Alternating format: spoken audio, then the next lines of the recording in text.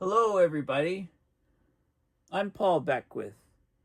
A number of people have asked me recently to discuss methane in some videos. So I've been having a look at a number of different issues associated with methane. The first thing is that a recent article came out about a Spanish scientific expedition that's discovered these massive columns of methane gas emerging from the seabed off Antarctica, off the Antarctic Peninsula in particular. A lot of this methane is thermogenic, so it's from deep inside the earth. It's not from biological decomposition. And of course, during the last interglacial period, the last interglacial period, the ice was maximum about 21,000 years ago, and it had immense weight on the bedrock, both on land and on the seafloor, and it pushed it down. So as it's been melting, there's been isostatic rebound of the Earth.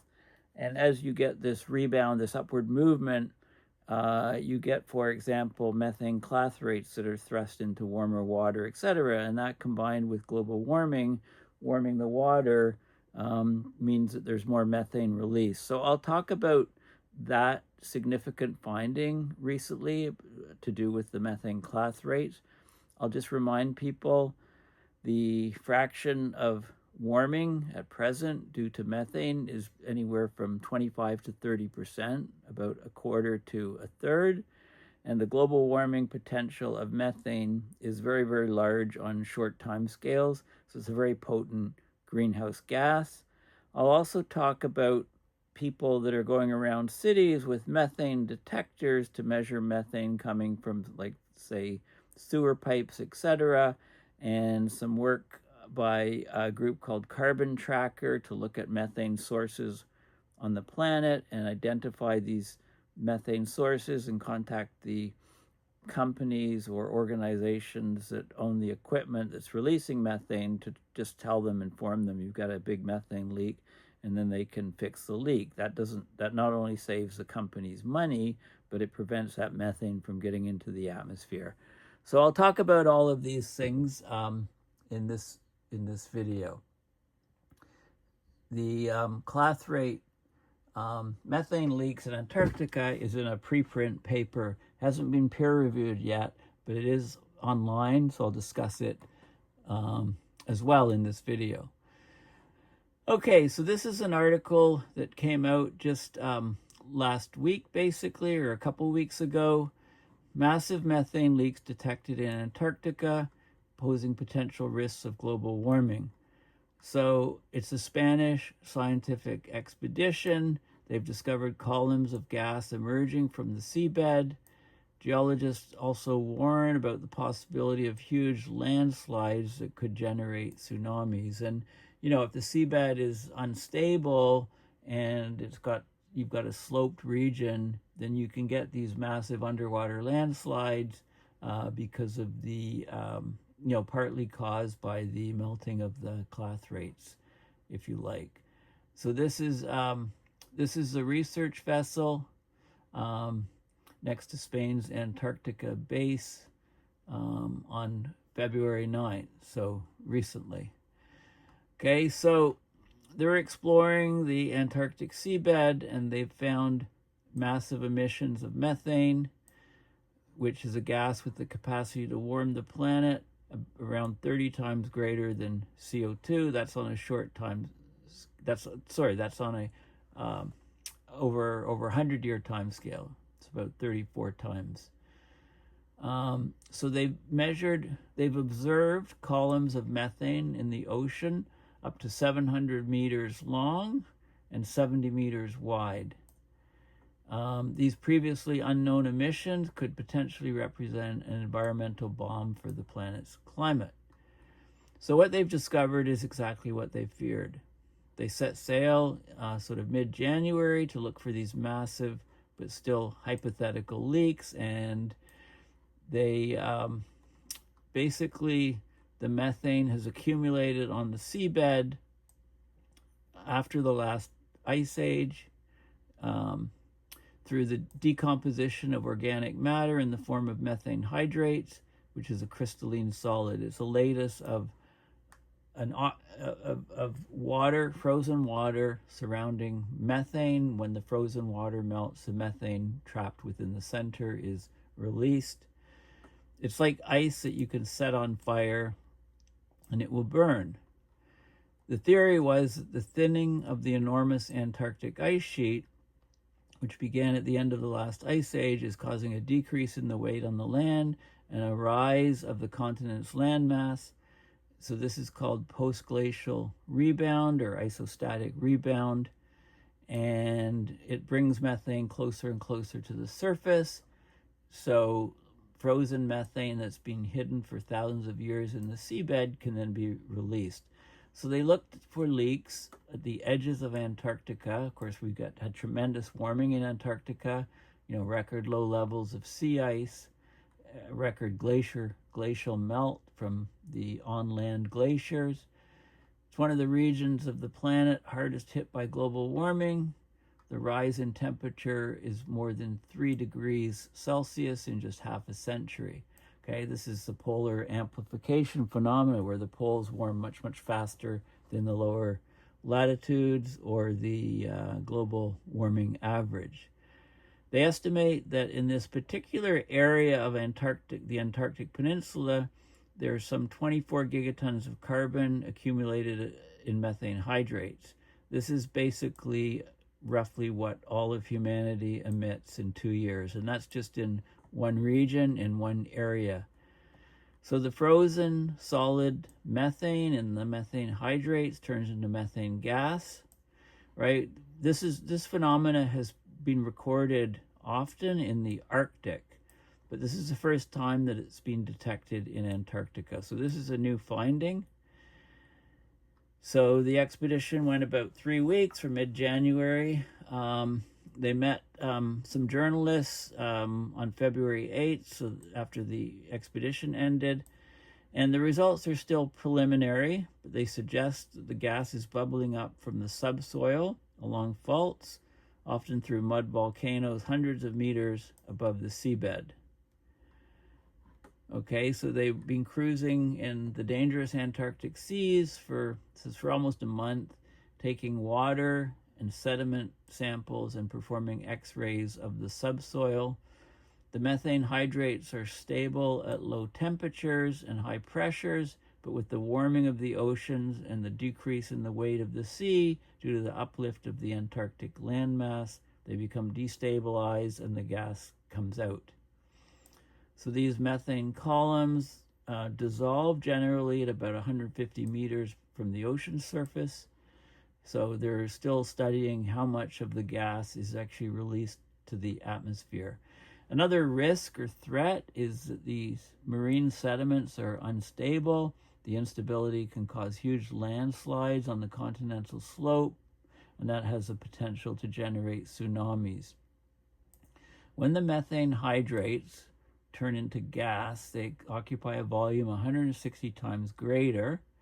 So if they don't dissipate quickly, they can build up pressure inside the mud, etc., and cause huge landslides like the Storegga landslide in the Arctic.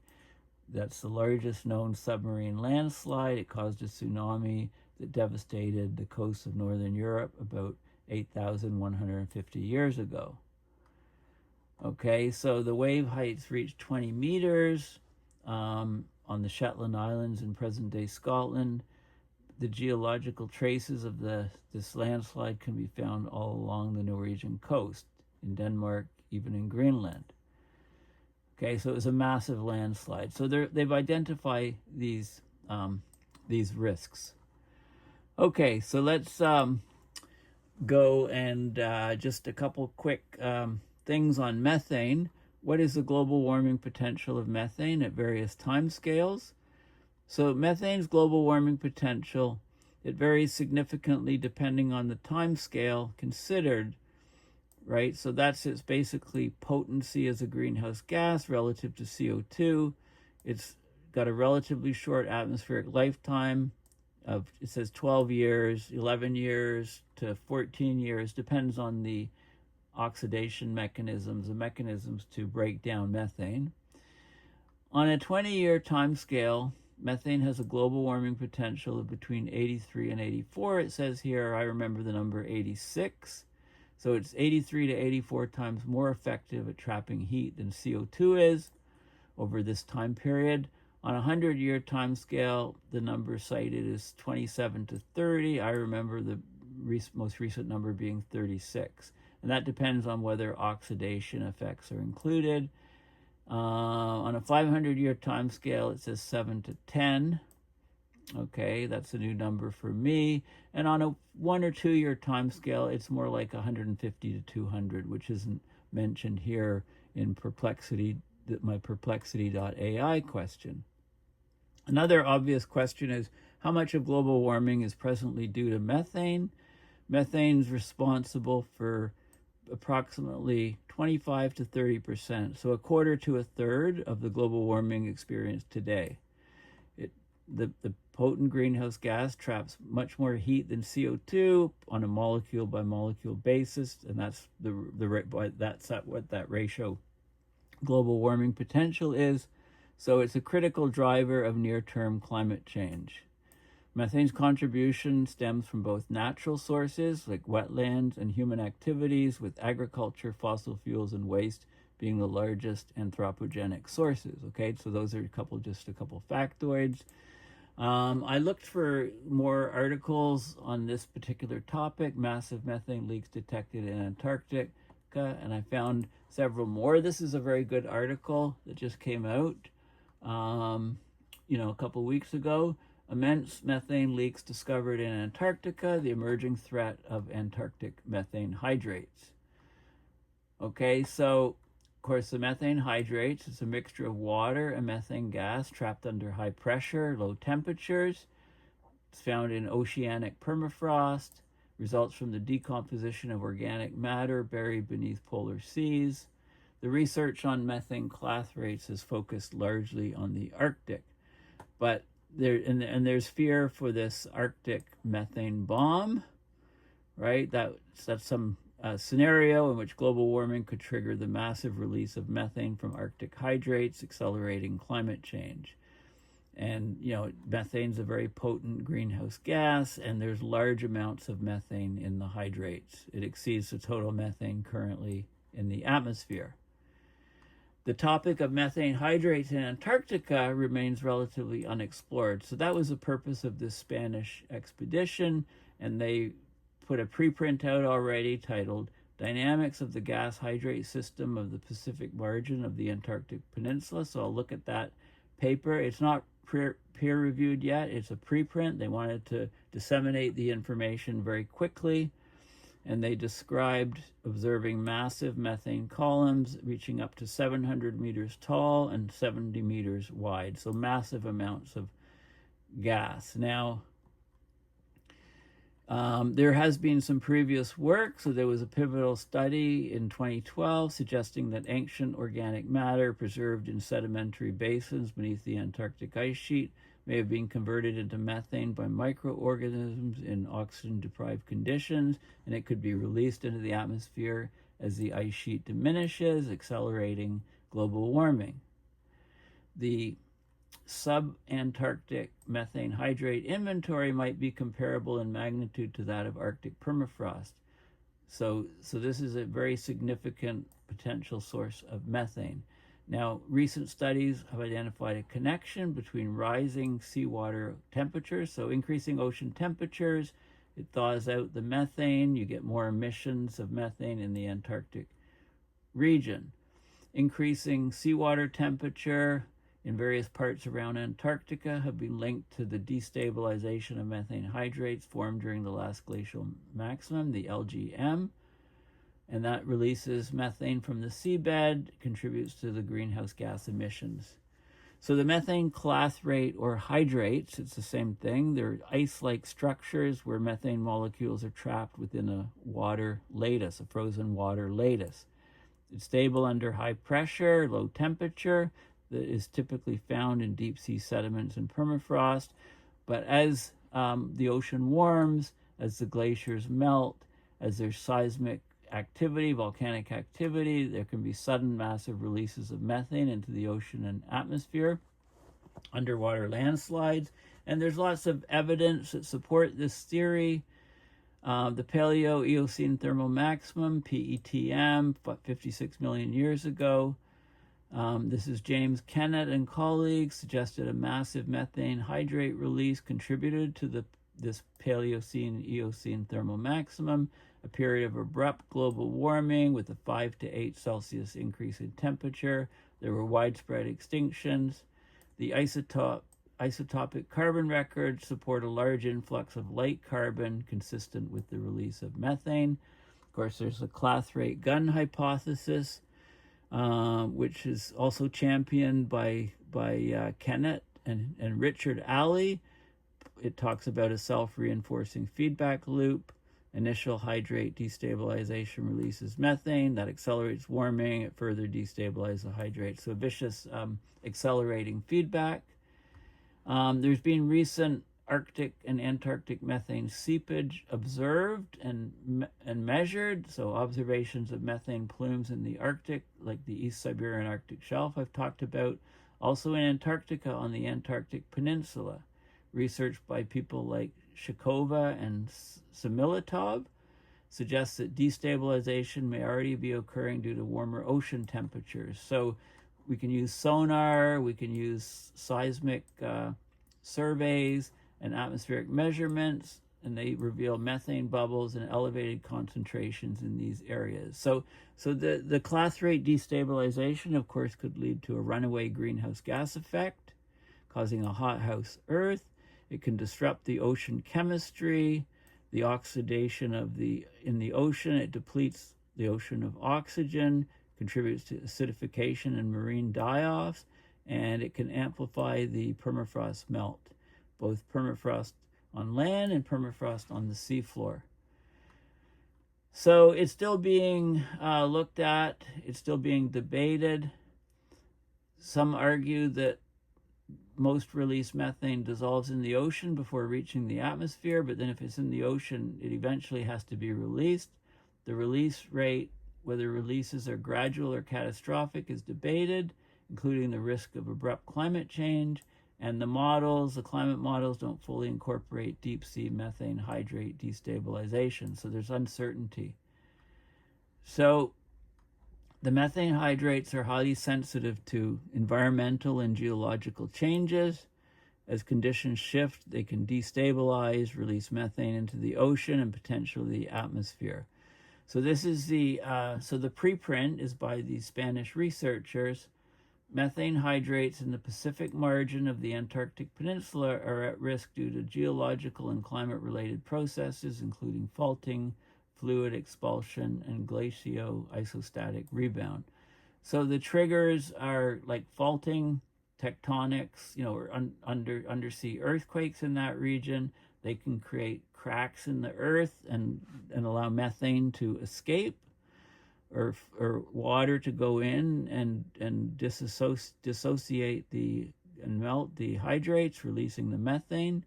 You can have fluid expulsion events, increasing heat flux, destabilizing hydrates. Of course, the glacio-isostatic rebound, this land was all pushed down during the last glacial maximum with much less ice. The Earth is rebounding upwards, the pressure is reduced, the hydrates are pushed out of the stability zone. Ocean warming is dissociating hydrates at the vulnerable depths, down 375 to 425 meters, and the seafloor instability where you can get landslides exposing gas reservoirs and large abrupt releases of methane. Okay, so there's a significant reservoir of methane as identified in this new paper on the Pacific margin of the Antarctic Peninsula. And this has major implications for climate science, ocean chemistry, and future environmental monitoring. The discovery of significant methane hydrate reserves in the Antarctic Peninsula, the evidence of active methane plumes highlights an emerging climate risk. Geological and climate-driven processes could be destabilizing methane hydrates faster than previously thought. Okay, so we need to expand the scientific monitoring, get policy intervention, international cooperation. Right, we're playing with fire here, literally. We need to incorporate the methane hydrate risk into climate models. And it talks about strengthening international climate agreements and mitigation, like potential methane capture conversion technologies for deep sea environments, explore biological or chemical methods to neutralize methane, investigate seafloor stabilization techniques. So the risk assessment of Antarctic methane release, the risk factor hydrate destabilization due to ocean warming is high. Potential impact, a significant methane release would accelerate climate change. It's a critical situation. Seafloor landslides exposing methane, moderate risk that would cause local ocean deoxygenation. Tectonic faulting, increasing methane migration, moderate risk. Methane plumes reaching the surface, adding to greenhouse effect. Fluid expulsion events, warming the hydrate zones, low to moderate. Okay, so this is an underestimated climate risk. The destabilization could contribute to significant methane emissions. Even the release of a small fraction of these methane reserves has the potential to amplify global warming due to the high greenhouse gas potency of methane. Okay, so we need to monitor and mitigate, come up with mitigation strategies that can track, model, and potentially reduce the risk associated with methane hydrate destabilization. So it's a very significant, it's an excellent article. And this is the region we're talking about. This is Antarctica, the Antarctic Peninsula. We've got Elephant Island here, and we've got King George Island. So it's in this region here that we're talking about for this Spanish study. And this is the paper. It's preprint, so it's not peer reviewed. I'll just show you. It's very detailed, and basically, let's talk about some of the highlights. So they've identified significant presence of hydrates in the specific margin of the South Shetland Islands. The BSR is the so the BSR is the bottom simulating reflector, or so-called BSR, and so it's seismic sound waves reflecting off of the different layers inside, underneath, within the seafloor, and it shows you where the hydrates are located. It shows you the extent of the hydrate. So it's sound waves, reflection data, bottom simulating reflection. So what they've shown is that the BSR extends between 500 and 4,000 meters water depth over an area of 5,193 square kilometers. The gas hydrate volume is estimated at 285 cubic kilometers of gas at standard temperature and pressure. There's mismatch between the theoretical base of where the hydrate should occur and the BSR. Okay, so there's the actual measurements are not what they expect. There's a lot more hydrates there than they thought. And the factors determining the dynamics of the hydrate system, how quickly they dissociate, etc., includes things like faulting, glacio-marine sedimentation, and also uplift of the land or the seafloor in that region. Okay, so gas hydrates are highly sensitive to tectonic and climate-induced perturbations, like relative changes in sea level, temperature, particularly in the polar regions where the upslope limit of the stability field occurs in relatively shallow waters. So the hydrates extend up into fairly shallow waters. Gas hydrates are pervasive. They're in many locations, and their base manifest as a negative polarity bottom simulating reflector. So they can use sound waves to see where the base of the hydrates are, how deep they are in the ocean floor. So they use reflection, sonar reflection. bathymetry, water depth, oceanographic, and heat flow data to update the gas hydrate volume, investigate trends and spatial variations, and look at what's happening at the dynamics. So the BSR is widespread between Elephant and King George Island, between 500 and 4,000 meters water depth, 200 to 750 meters below the seafloor, occupies a large area, and at standard temperature and pressure, we're talking about 23.9 gigatons of carbon. Okay, so this is a huge amount of greenhouse gases that are trapped in this region. The BSR depth is 200 to 400 meters deeper than theoretically expected, so there's a lot more methane in there. There's something like 4 or 5 times more than they thought. And yeah, there's faulting, there's deformation, so basically this stuff is pretty unstable, is what it's saying. So this is a profile. We've got glacio-isostatic rebound. The Earth is moving up, so the hydrates are going into warmer ocean water. The ice is retreating. This is the last glacial maximum seafloor, and then these are the sediments that are deposited on top. And this is the slope of the seafloor as you go down. This is depth in kilometers. Of course, sea level rise has increased. So all these factors come into play.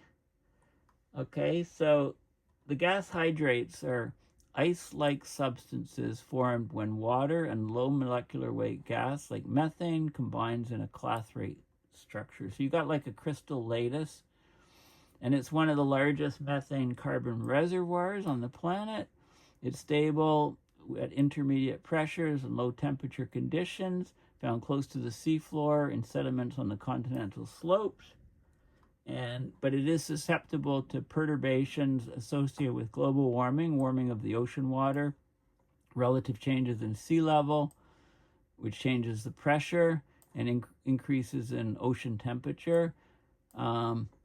Despite hydrates being reported to be negligible sources of atmospheric methane in mid-latitudes, polar regions have much shallower upper boundaries of their stability, so it could make a significant contribution to methane.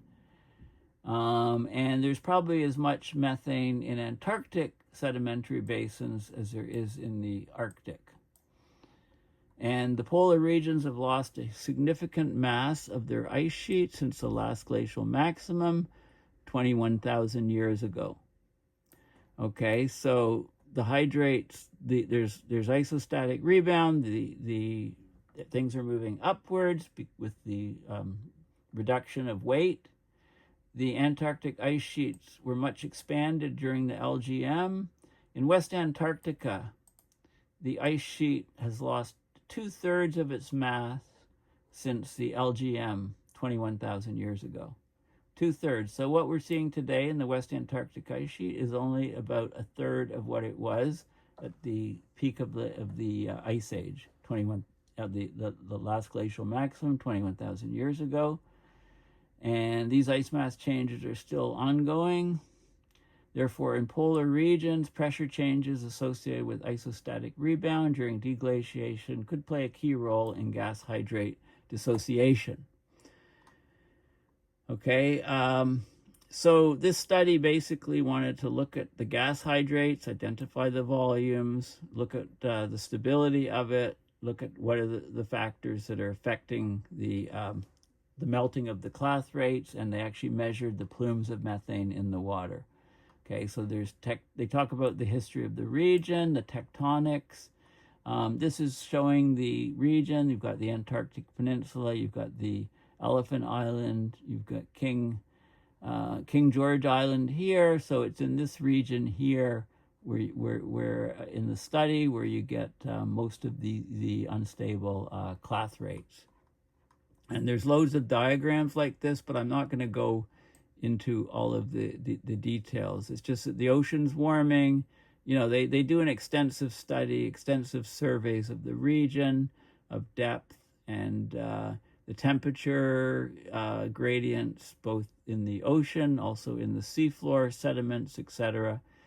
And they do measurements of methane coming up in the water column and try to assess, how quickly it might come up.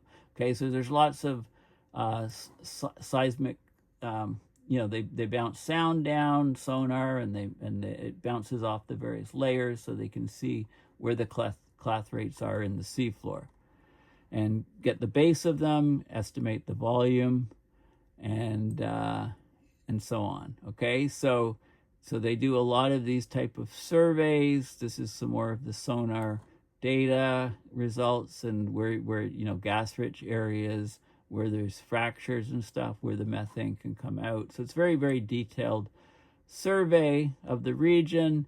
This is the hydrate volume that they estimate in the different regions between the two islands, and this is the standard deviation, the error in the volumes, so they can measure to get the amount of the hydrates that are there and how much methane is trapped there, etc. Okay, so they can get all of this. They come up with 23.9 gigatons of carbon equivalent. This is about 4 times the previous estimate of clathrates in this region, and it could be even higher than that, they said, because free gas in the system, but beneath the BSR, the lower limit of the hydrates, could be an additional methane source. So it's very extensive, very detailed, and I'm not going to go into all of the details. It's a preprint, so it will be peer-reviewed by other people, and probably modified, clarified, etc. So they see the area, 5,193 square kilometers, mostly between Elephant and King George Island. They basically estimate the gas hydrates are between 500 and 4,000 meters below sea level and extend 750 meters below the seafloor into the sediments. It's got 5 times the largest previous estimate of clathrates in that area. Okay, so there's huge amounts of methane in this region. So this is a very significant finding. Now, I just want to supplement this with some urban detection of methane. So here's a methane detector handheld device to measure the methane coming up from the sewer. This is a study that was done. This is just published just today, this article, and it talks about Washington, D.C., people, volunteers and activists walking through streets and homes to see how healthy the air is. So they've got industry-grade methane monitors, and they kind of look like walkie-talkies. And they found 13 outdoor methane leaks at concentrations exceeding the lower explosive limit. In a day period, just more than a day, they found methane leaks within homes, right? Natural gas is 90% methane. Nitrogen oxide, all these things are human health concerns linked to higher rates of asthma. 1 out of 3 children have asthma in the homes tested by the organization. Okay, and they talk about some different, there's an International Methane Emissions Observatory, a UN initiative, and they try to pinpoint super emitters of methane. There's something called Carbon Mapper to do this as well, using satellites to detect plumes of methane, and then identifying the owners of the infrastructure to try to get them to close off the leak. There's also something called the Methane Alert and Response System. Okay, so there's these initiatives to try to reduce the amount of methane coming from humans. So this is the Methane Alert and Response System, or MARS. Okay, and it shows different sources of methane emissions around the planet.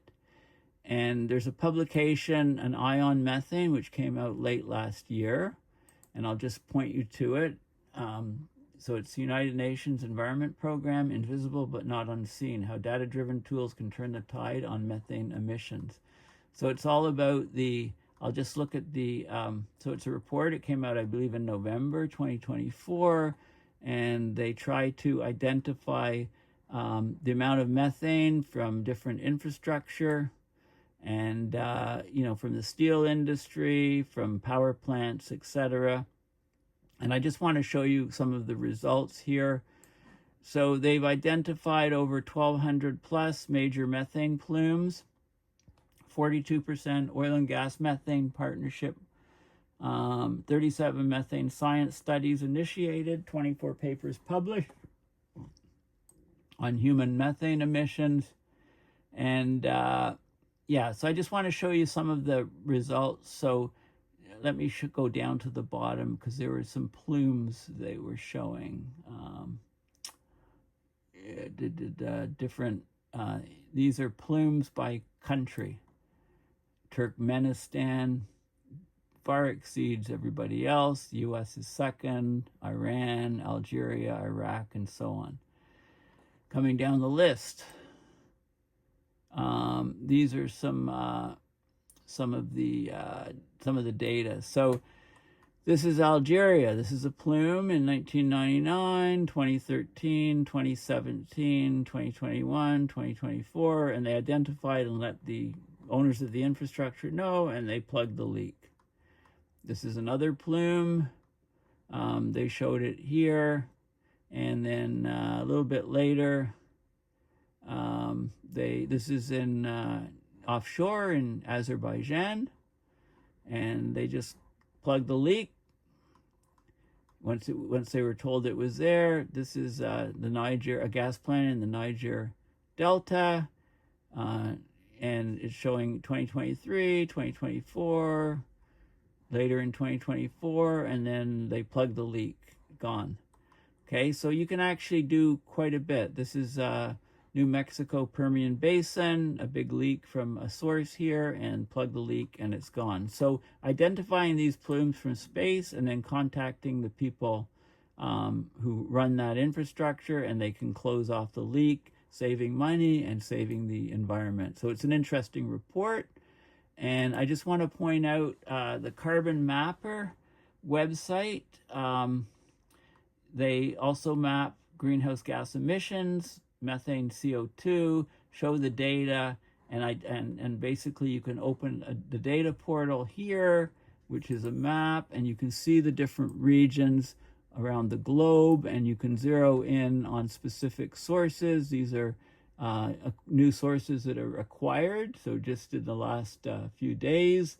And this is the emission rate in kilograms of methane per hour.